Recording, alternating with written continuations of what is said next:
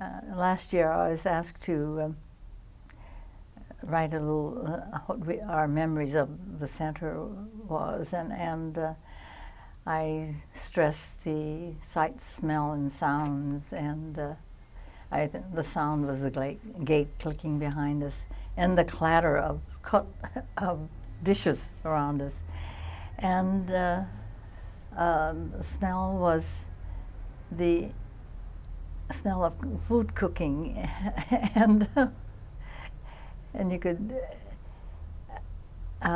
because everything was rather open, and you could smell the food, and you could almost tell what you were going to have for the day, of the particular meal.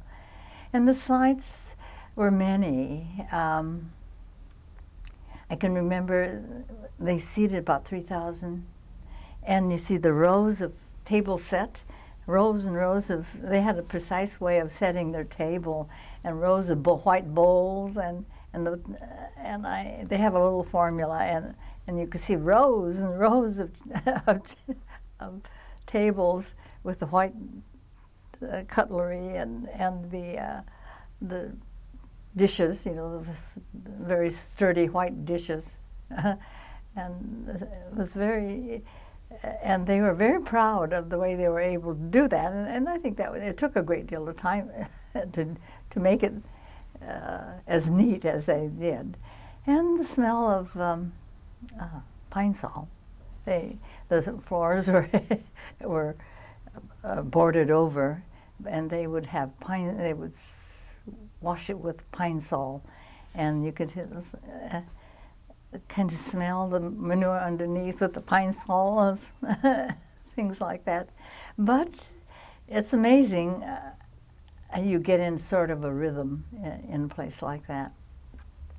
It's inconvenient. You could hear the crying of babies and snoring of people, and the life that goes on around you.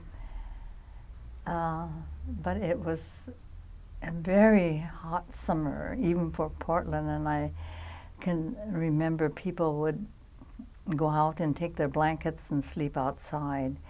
I worked for the newsletter, and we had our little office on the balcony, and I would sit in the window and watch the lights of the Jansen Beach, and I could see the Ferris wheels, the lights, and hear the music. And here I would sit in the window and listen to that, knowing that that's outside. That is outside, and I could hear occasionally hear airplanes or the truck, the movement of cars below you, and you knew that you could not. That you were being imprisoned. I can see the high wire, the fencing around the place, where on Sundays the visitors, the friends would come and they would speak to each other across the fence. I can remember warnings about what would happen if you got too close or too whatever. There were always some sort of warning to the evacuees to do this or to that. Also can remember the dances and the music of those days, and there were the inside of the there was they had boarded up the arena where people played tennis and badminton. That was. And the people that were organized, and so much that they could live as normal life as possible.